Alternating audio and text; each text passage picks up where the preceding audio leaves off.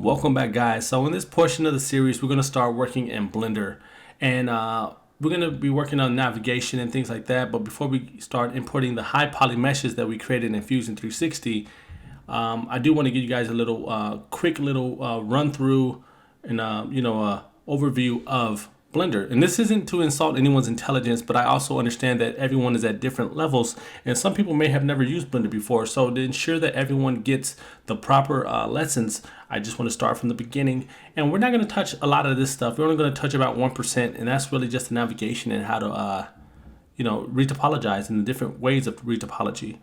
So upon opening Blender, we're granted with this, or greeted with this opener here. So we can just click on the grid by left clicking, and that disappears, and we see the 3D cube here, the camera. Like I said, we're not going to touch the light, any of this. So let's start with navigation, and it's quite the opposite of Fusion 360. So if you think of Fusion 360, let's think the opposite, right? So in Blender, the middle mouse button, by pressing that down, you can move the mouse left to right to rotate around the center axis. And in Fusion 360, this is panning. So the pan in Fusion 360 is the middle mouse button, but in here it rotates. Now if we want to pan inside of Blender, we hold down Shift while middle mouse pressing and moving our mouse left or right. But this is rotation inside of Fusion 360. So it's literally quite the opposite.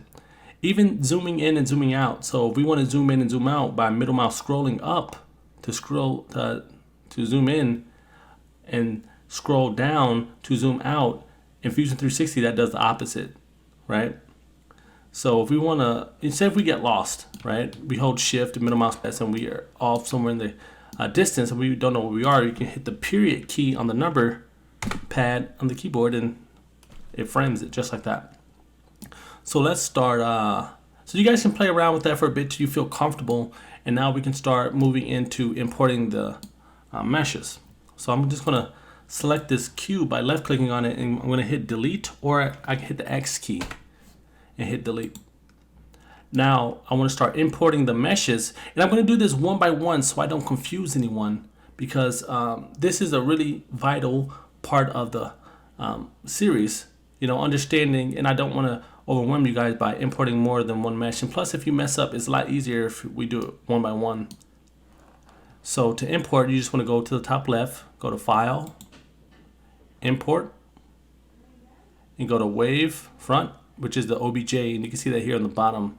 Select that, and go to the directory where you stored your high poly models from Fusion 360.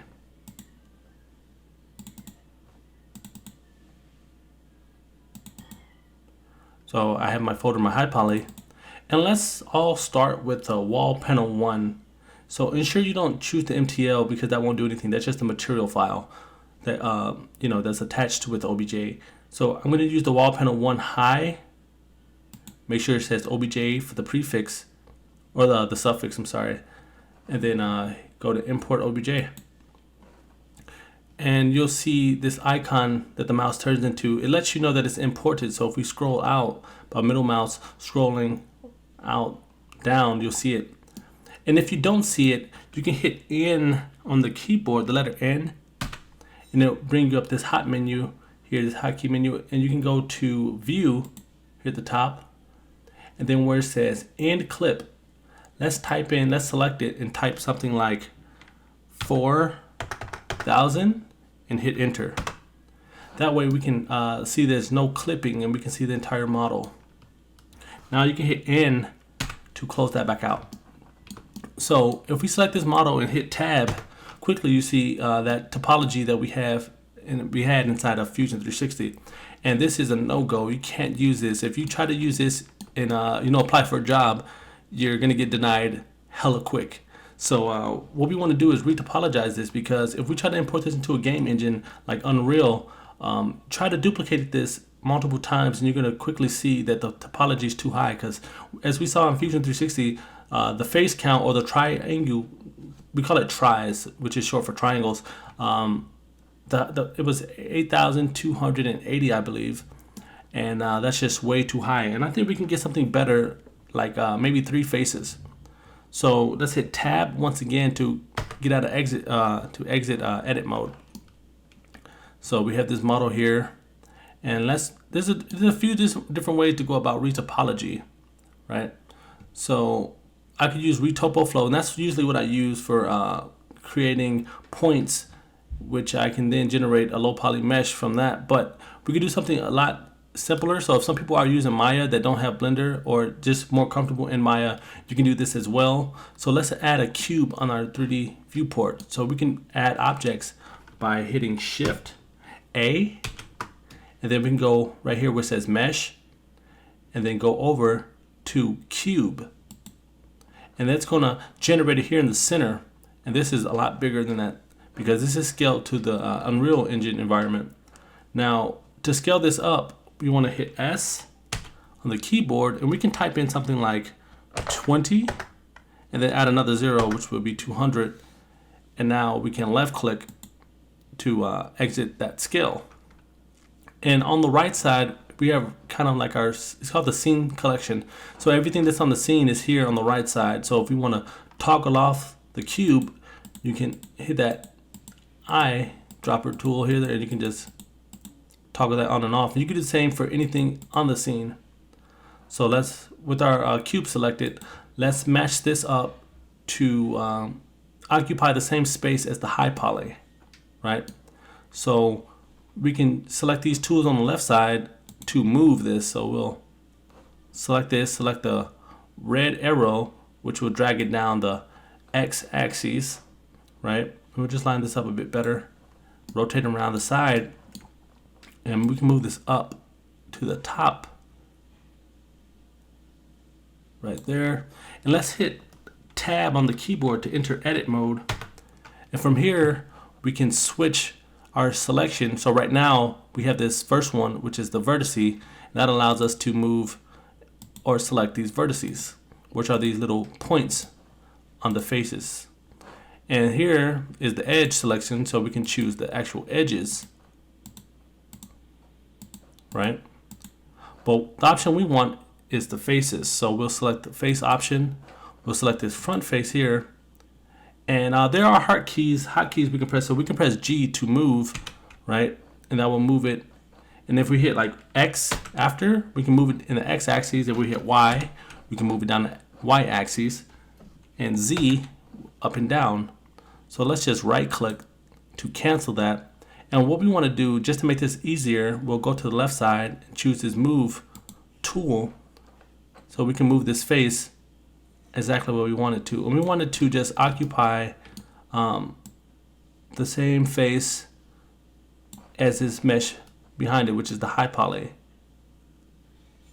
So once it overlaps, you'll get something like this, and this is what we want. So let's do the same for the back. So we'll rotate around the back, select the face, use the green arrow, and we'll just pull this back.